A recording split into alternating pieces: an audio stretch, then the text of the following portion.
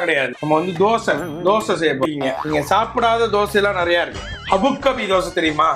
ஹிந்தி தோசையா? ஹிந்தி தோசை இல்ல, இந்தியாவோட தோசை. இது என்ன? ஹார்லிக்ஸ். ஹா. இது என்ன? பூஸ்ட்.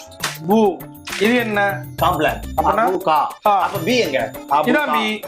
பிஸ்கட். பி. அபுகபி. அபுக்கபி அபுக்கபி ஏ அபுக்கபி அபுக்கபி ஏ அபுக்கபி அபுக்கபி அபுக்கபி அபுக்கபி தோசை, கோடம்பாக்கத்தோட தோசை, உலகத்தோட தோசை. அபுக்கபி அபுக்கபி ஏ அபுக்கபி அபுக்கபி ஏ அபுக்கபி.